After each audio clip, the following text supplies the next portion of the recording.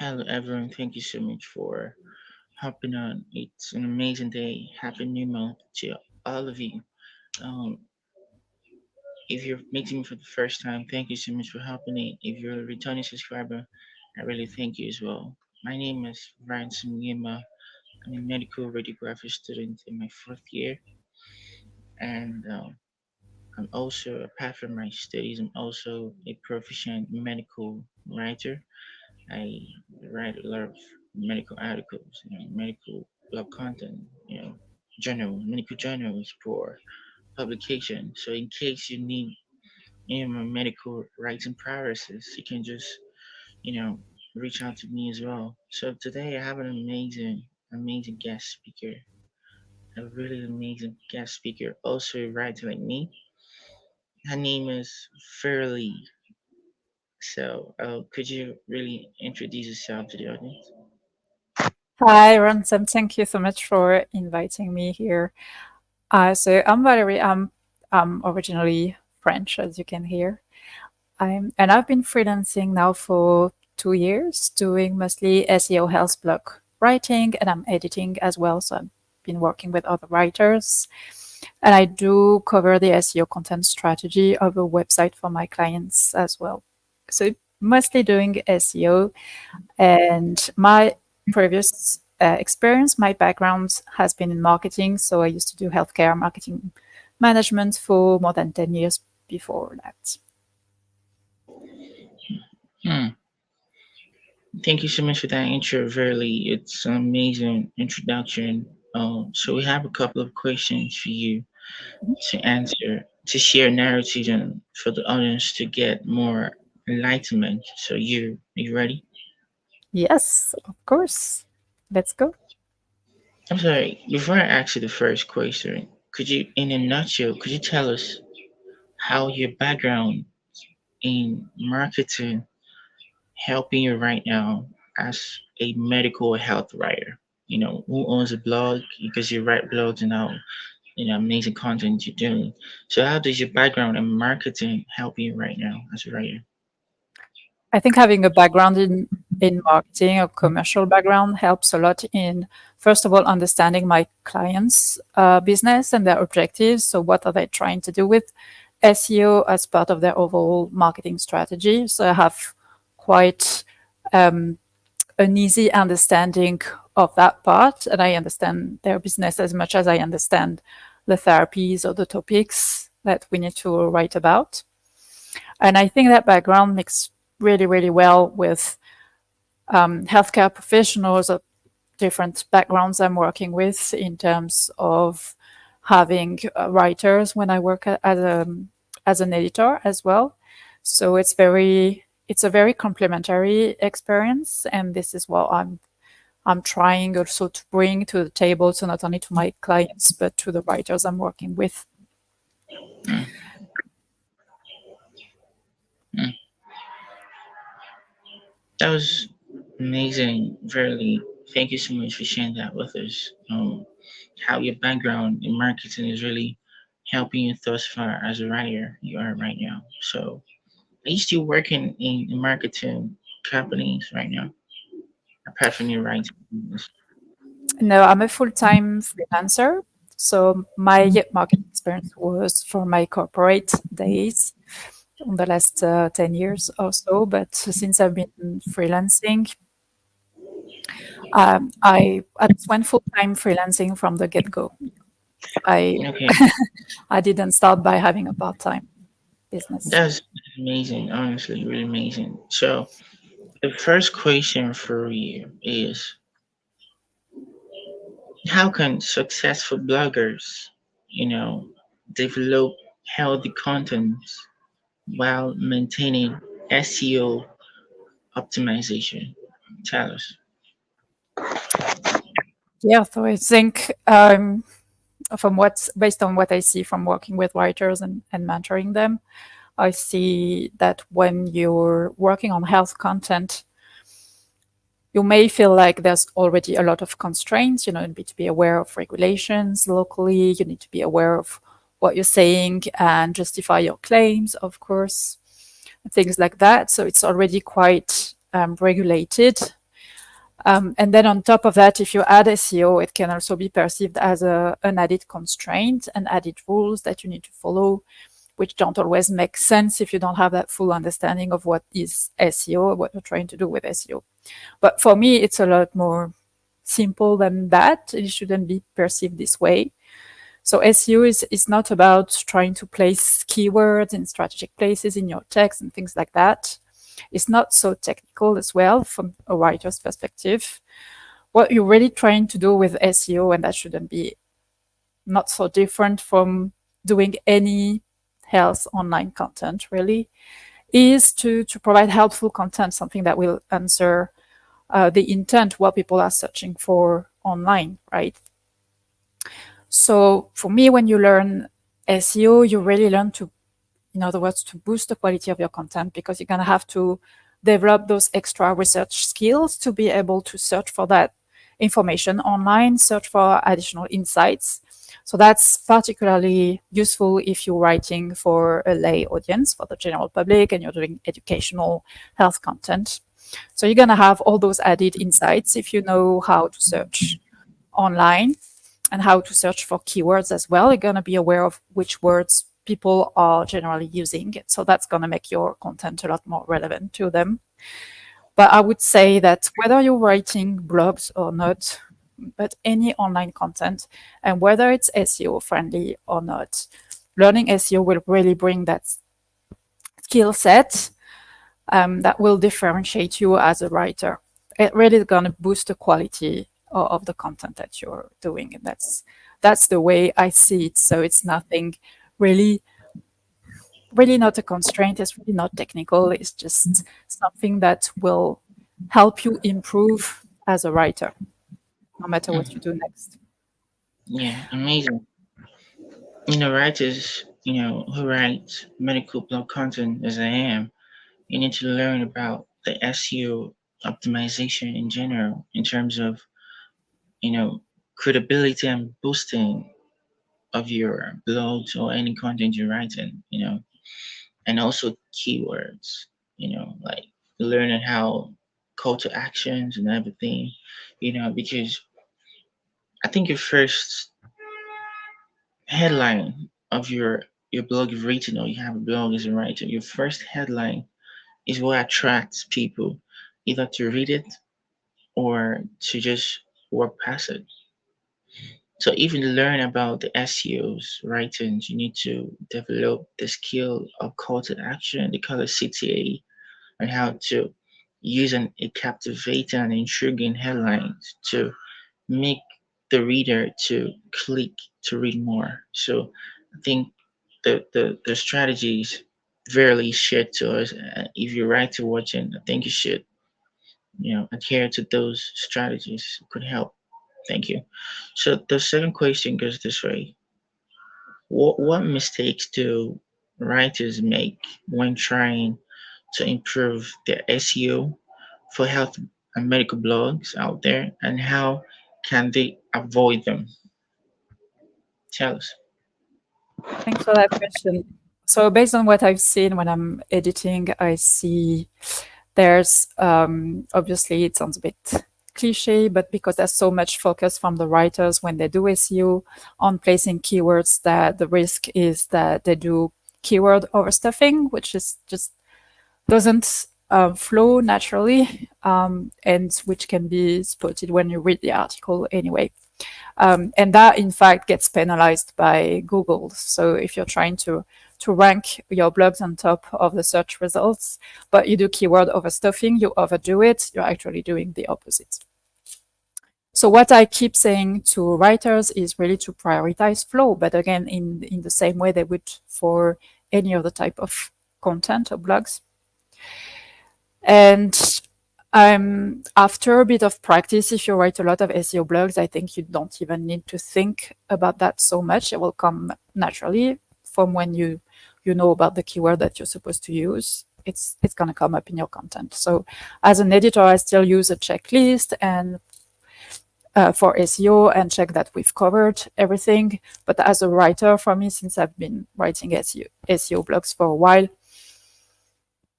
most of the time I still go through my checklist, but I do it naturally and without thinking about it. So it doesn't have to be, again, so complicated and so technical. And the priority is not to have so many keywords in your text, but rather to have covered the intent or what people are looking for and being helpful as quickly as possible. So that's one thing. Not to focus so much on keyword placements as one thing, and the other thing, or so mistake I see from writers is related to referencing. Now, if you're a medical writer, you probably have that skill set already, that you know how to look for clinical studies, you know how to reference them.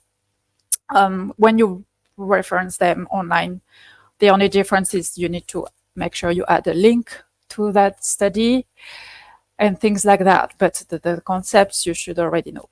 But because I'm also working with health writers or writers who are new to the health or healthcare industry, they may not have this skill set, may not be something obvious. When I look at blogs online, I still see many health blogs not having any references.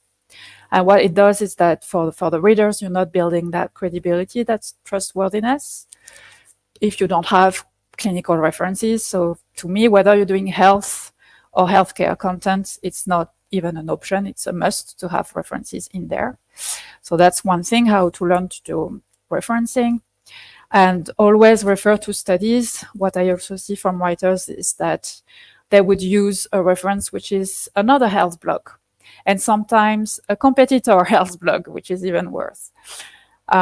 Which means, you read that blog, of course, as part of your research, you got some information from that, but that's something that anybody can do. But you haven't really searched for the original source of that information. So if you're, say, mentioning a statistic in your article, and just referring to another blog, you don't really know where that information is coming from. So you really need to do that added step of searching for the clinical study behind it. And what I found by doing that, which is unfortunately not surprising, but I could find that a statistic is used in so many blogs, and so you may think that that must be the truth, that must exist. But when you search for the actual study, I found that I couldn't find the study behind it. And I think part of it is getting worse now with the use of AI. But I think a lot of people just copy and paste, get inspired from other blogs and just copy the same stats and the same facts without checking. So how you're going to really differentiate the quality of your health blog is by doing this additional step of checking, fact checking content. And this may sound obvious for some medical writers, but trust me, very few writers actually do this. Hmm. You know, plagiarism is a very delicate penalty for medical writers and writers of from medical niche. Plagiarism is not a good thing to relate from. Just copying and pasting like you talked about is a very terrible thing to do.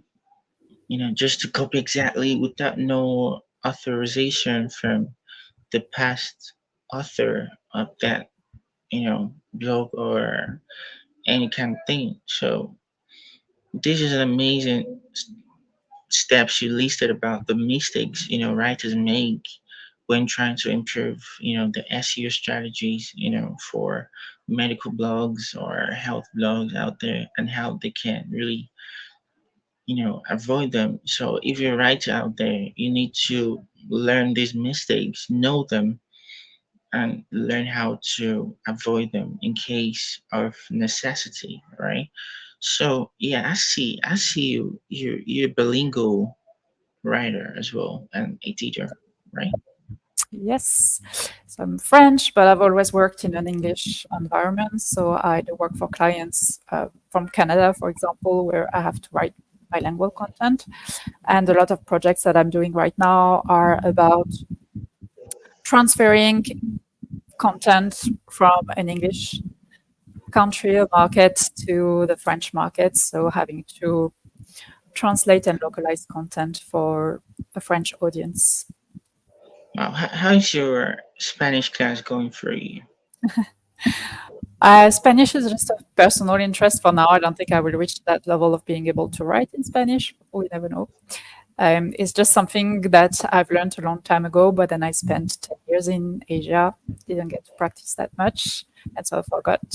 I just want to spend more time in Spanish-speaking countries. And some of my mentees, as part of the mentoring program, are from Latin America, and I see that they're also multilingual and work and able to work write in different languages, and it's just a language I want to refresh because I used to be fluent and I forgot everything.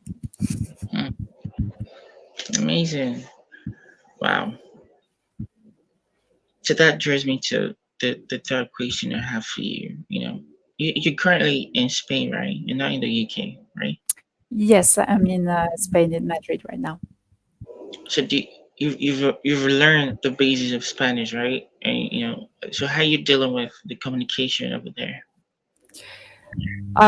It's fine. Being French, I have that advantage that a lot of words can be quite similar, so sometimes I can get away with it. So it's been fine. I think people are very tolerating as well, quite nice.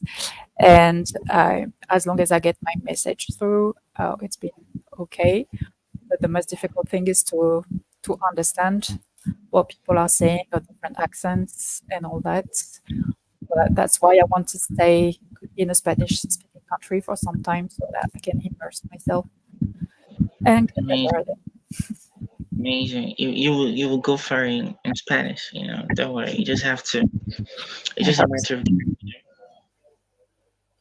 I learned So Chinese before, so I think Spanish could you be more want comfortable you for want me. to learn all the languages, like you want to be jack of all trades in terms of languages, right?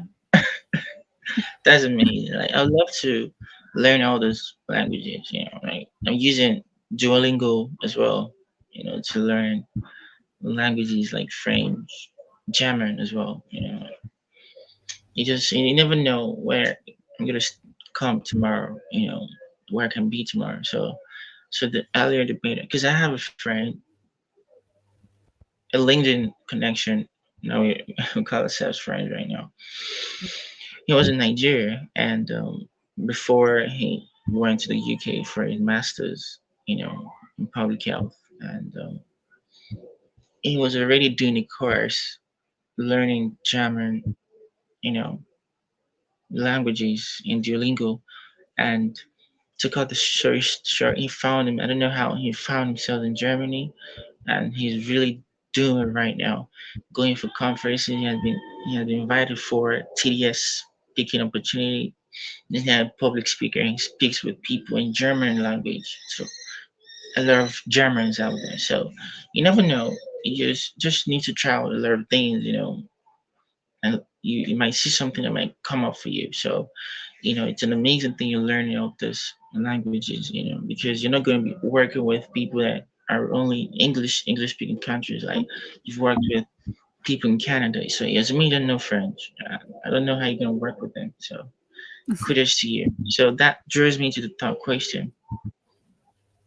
So as a bilingual editor, right? What strategies do you recommend, for maintaining consistency and clarity in healthcare content when translating into French and English? So tell us. Okay, so I'm going to take the example of what I do the most, which is to translate from English into French to target the French audience, French markets. And as a French native speaker, this is what makes more sense to do.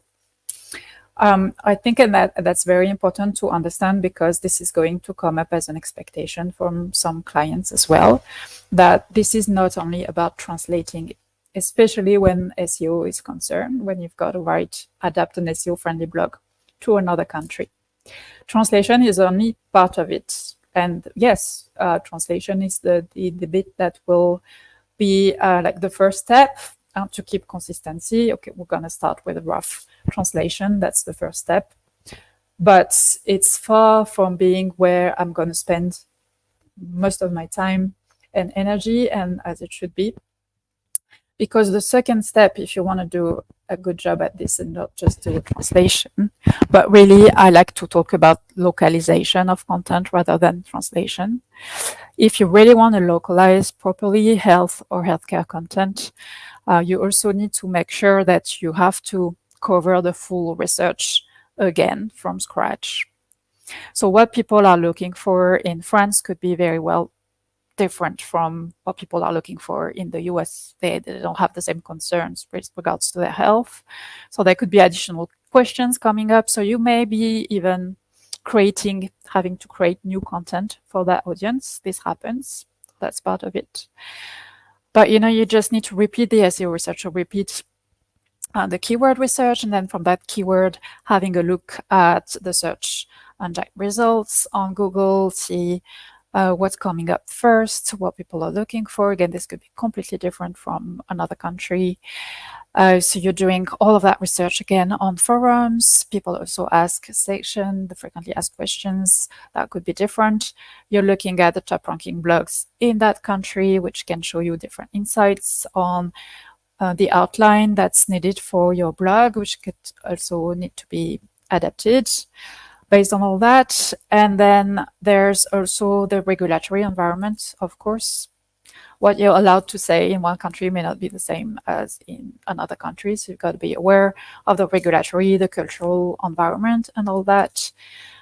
If you have quotes from experts, say you're going from the US to the French market, so you have quotes from US experts, which may be still very good to translate. But if you really, really want to do a good job, you will also need to get experts from that country, from France, who are known in France, because their quotes, their expertise is going to be even more relevant for a French audience. So yeah, translating is really not enough, and I'd rather talk about localization of content. But of course, you have that basis, you have that source of English content, so you're still saving some time by seeing what has been done in another country, but it still requires a lot of research, a lot of work to localize this content in another country. Amazing, amazing. I'm loving the fact that you are really, you know, putting yourself out there, as a writer, learning, beyond your comfort zone, learning languages other than your own native languages, and also being so adherent to other countries, health guidelines, working towards the country's health guidelines, which is very amazing stuff to do. So kudos to you. Keep going. And Well, I I think, wish you. like you said, it's really important now that we have access to online work and we can work from clients based anywhere in the world. Like if you have some strong foundations in basic conversational skills, it helps a lot building those relationships as well, and understanding the differences in Yeah, culture and everything that's gonna help your writing. yeah, sure, sure, sure. So we have 3 more questions to go through you. So Mhm. this question, in a nutshell, could you share some tips to help aspiring health and medical bloggers out there to find their voice and style while maintaining originality and credibility in the writings? There are so many writers that are going to watch this video, and there are also aspiring writers that want to write blogs, as medical health writers. So, what are tips in a nutshell? What are the tips you're going to share for them? In in the ways of them finding their voice and the styles while maintaining originality and credibility in the writing, which is a very important thing to do in terms of writing. So tell us. Yeah, I think it's very challenging because you may only get this opportunity if you're writing blogs for your own website portfolio, which is great with blogs because this means you can build your own portfolio even if you don't have existing clients. But when you work with clients, usually they will tell you some kind of guideline. Um, and there's a brand voice you need to follow, and especially if you're ghostwriting, you also need to adapt to the author style as well. So I would say it's not something that you be working on a lot. In fact, you're adapting rather. But what originality means today, and it's a bit sad to say that, but it's very true. It's just being human. So showing empathy, reflecting your personality in your writing, again, when you have the opportunity to do so, but this may be outside of your client's work. But bringing personal experience is something that's part of the criteria for what is quality content. So if you're a nurse and you're writing on a medical procedure, which is very hands-on, and you have that hands-on experience, it's going to add so much depth to your content and so much value. So having personal experience is definitely a positive, and personality to the content as well. It's very valued these days, even more so because of the abuse that's been going on with AI generated content. And I'm really not against the use of AI. I use it in my brainstorming as part of my process for research. But yeah, I see a lot of clients kind of stepping back from AI into asking for humanization of content. So it may sound obvious again, but I think making sure that your content has this human touch is really, really important these days. I think AI is just there to. I've said this several times. Like I can't even remember the last time I've been saying this several times. So AI, just like you say, use it for brainstorming. It's not going to take over writing, which is impossible. If it's going to take up writers, so why are there clients seeking for writers if AI can do all the jobs? Clients are still looking for humanization of content. So AI is there just to help and improve yourself as a writer. She's not there to. You shouldn't focus on that. It just helps you to it just like just say maybe you're crying something that is heavy and you get a helper to help you carry that heavy something to put it on the table or something. That is what AI is there for you. Like Verily said that she uses AI to brainstorm whenever she's facing writer's blocks. So whenever you're not really you're facing imposter syndrome in terms of writing, you can just consult. It's just a consultant. I take AI as a consultant. So you just consult AI to help you out so they can move forward, improve what you're working on. So thank you so much for sharing that with us, really. So the next question for you is what is the role of a mentor in the blogger's health development in a nutshell? Could you tell us how, what is the role of a mentor in a blogger's health development in general? To tell us. Thank you. Yes, so I'm a mentor now because it's what I've been missing as a newbie writer. So what the way I see a mentoring relationship is a two-way relationship. I was talking earlier about my background being marketing, and I know we're all different. We all bring something different to our pieces. So what I really try to work with is the experience from the health or medical writer I'm mentoring, and also learn from that experience as well. It really goes both ways, with the objective to create a quality piece of content, and I focus on blogs in particular. I think with a mentor, there's really the added value is to bring accountability, bring additional support.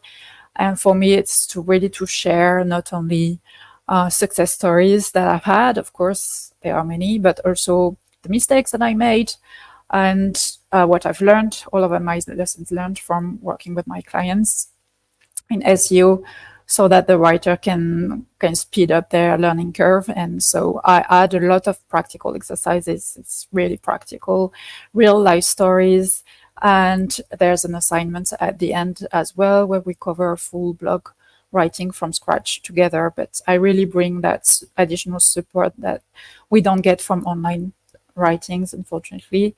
And especially when we're working solo, it's really hard to then evaluate if we're doing a good job or not. And sometimes all we need to know is, am I doing a good job? And if I hear it from somebody else, usually I would think, oh, that's going to bring me the confidence that I can increase my rates and I can keep going as a writer.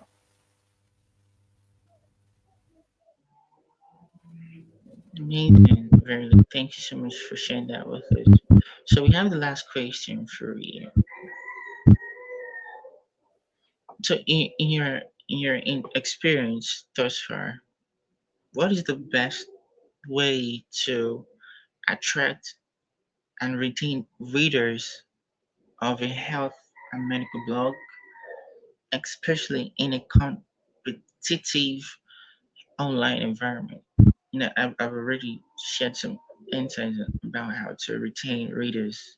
If you learn your SEO strategies as a writer. So, you know, being a writer is a competition on its own, right? Because my own little studies apart from my medical radiography studies, I'm also a writer, like I said, and I do a lot of studies about the community in terms of writing, and there are a lot of competition out there as a writer, and you know what I'm saying, right? Because you're already a writer, so there's a whole lot of competition out there as a writer.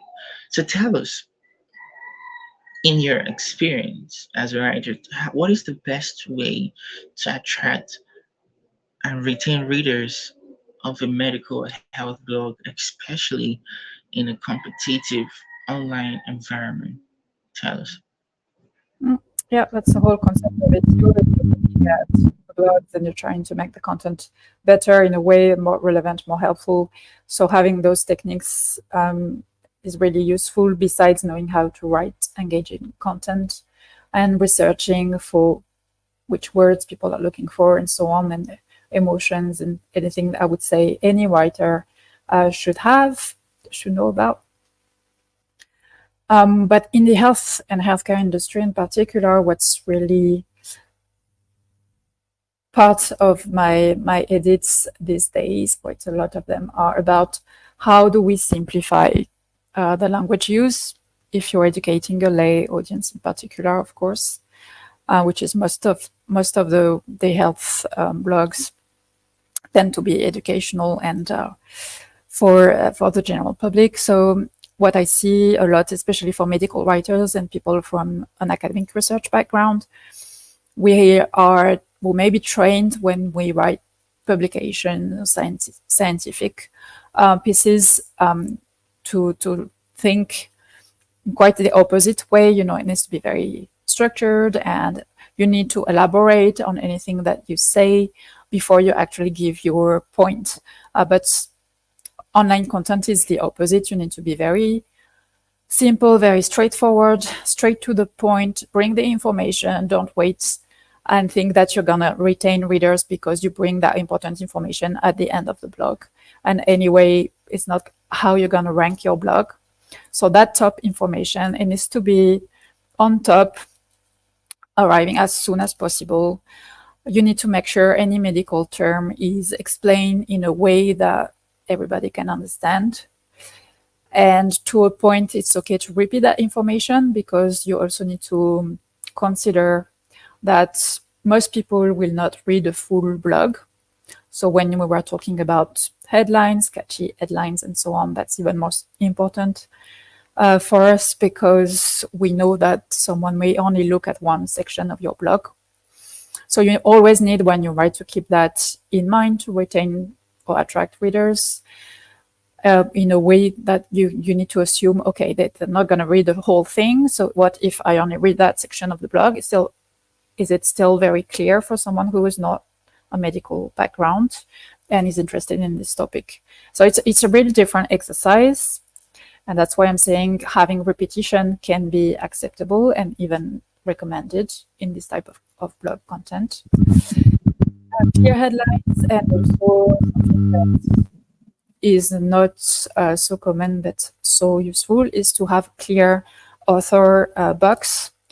And if you have credentials, make sure your credentials are in there. All of those things are going to boost your blog. And if you worked hard to have those credentials, you may as well make sure they're in the blog article. But this is valued by SEO. So applying for jobs requiring SEO, make sure you have your credentials here. And I'd say if on top of writing, you also have the skills, and I know that's the case for some medical writers, you're also able to create additional visuals on top of copy.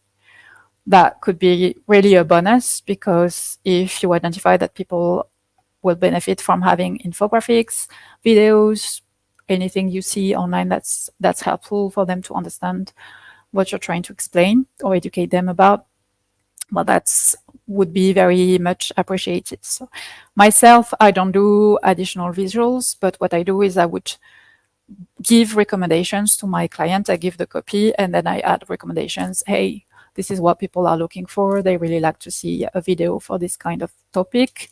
And I will recommend them to develop the videos internally. But I think it really shows that you go beyond what a typical writer would do. And it's going to help you, keep that relationship with a client and get results. Thank you so much, Valerie, for helping us as a guest speaker and sharing your narrative on these questions for the audience to get more enlightened. So I believe that the audience really learned something from this session today. And so before we wrap up the session, what are your last words for the audience? Well, thanks again, Ransa, for inviting me. And I encourage anyone to contact me on LinkedIn if you have any questions with regards to SEO or freelancing. And I try to post there as well every day. So don't hesitate to reach out. I'm always willing to help as much as I can. And so if you love this content, do to like, comment, and share to your network. Hopefully, someone in your network really, really will benefit from this video. Thank you, everyone.